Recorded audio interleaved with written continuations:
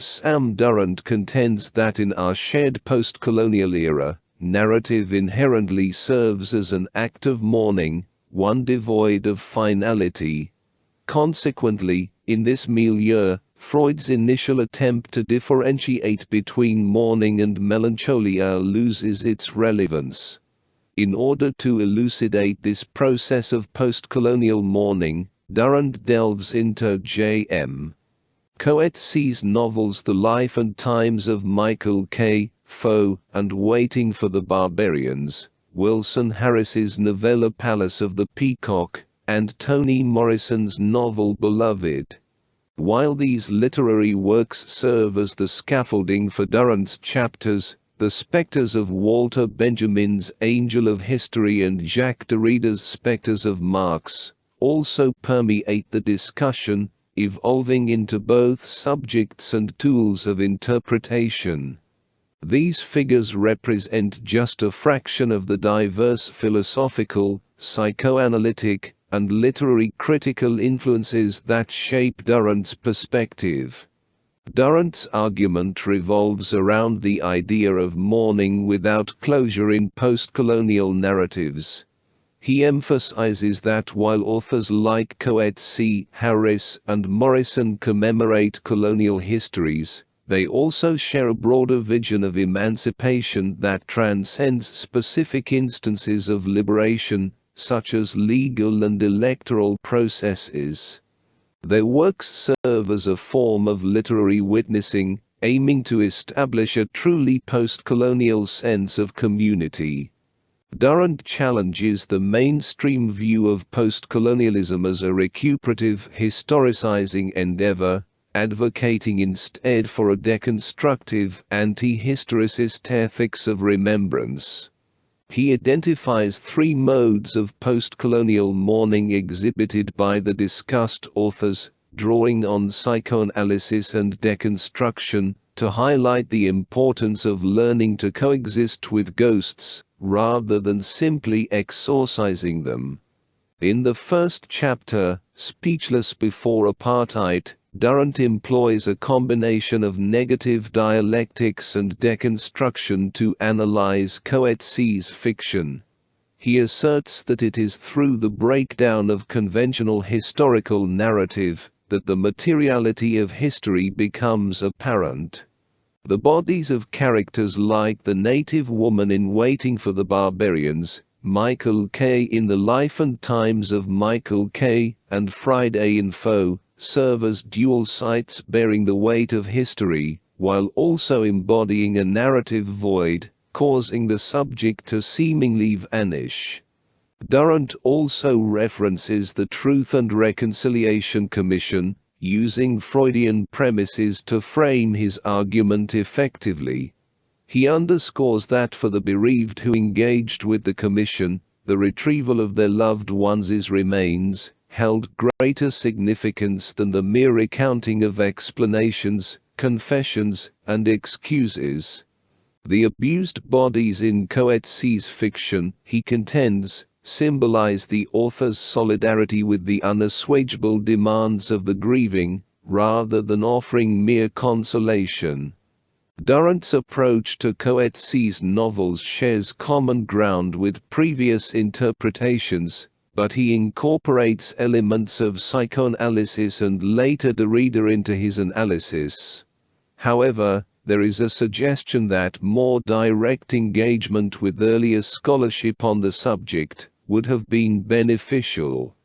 Durrant distinguishes between the dreamscapes within Coetzee's fiction and the entirety of Harris's works, characterizing the latter as a form of dream work in itself.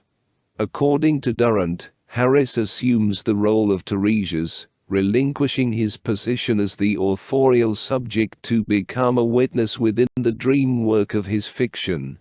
He contends that Harris's narration goes beyond mere event recounting, transforming into an event in its own right, a site where history undergoes a profound change. This transformation occurs outside the bounds of narrative chronology, dwelling within the material realm, particularly the material body, which had been rendered intangible by the brutality of modern history. In contrast, Durrant posits that the material body truncates the mourning process in Coetzee's secular vision. However, in Harris's post-secular dream work, the material body becomes a sacramental host, offering a potential source of hope in Coetzee, and an acknowledgement of wasted lives in Harris's work. Durrant urges readers to perceive in Harris's narrative a mode of mourning that heralds the possibility of a community, not only one comprised of others, but a communion of others, wherein the impulse to consume that underlies modern history transforms into a collective ethic of sustenance.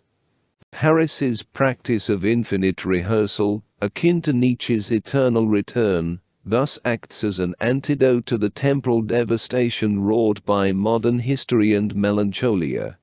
While Durrant's argument is elegantly woven through the spectral influences of Harris, Benjamin, Derrida, and Nietzsche, it prompts an extra-textual query about the authorization of authors. In apartheid-era South Africa and within the globalized sphere of the Nobel Committee, what has conferred authority upon Coetzee, which he seems hesitant to fully embrace, and what foundational support for his authority has he perennially lacked? Similarly, in Harris's Guyanese, Caribbean, and post-colonial contexts, what has sanctioned his enacted renunciation of his authorial subject, and his creation of sacramental fiction? What influences legitimize and set limits on the modes of mourning each has chosen? In the concluding chapter, focused on Toni Morrison's novel Beloved, Durrant extends his argument for a post-colonial hermeneutics beyond the confines of recuperative historicization and the assumptions of social constructivism. He accomplishes this by making a provocative distinction between cultural memory and racial memory, emphasizing the significance of the latter in his interpretive framework. For Durrant, while cultural memory can assimilate into individual consciousness as a complement to one's sense of identity, racial memory, manifested in the body, holds the potential to obliterate this identity by submerging the individual within a collective experience of negation. Durrant turns to Freud's later work, Moses and Monotheism, to clarify his usage of the term racial memory, noting that Freud doesn't employ it to imply biological determinism. Instead, Durrant sees Freud's 1939 project as aligning with his own aspiration to explore the collective psyche as something material yet outside the realm of historicization.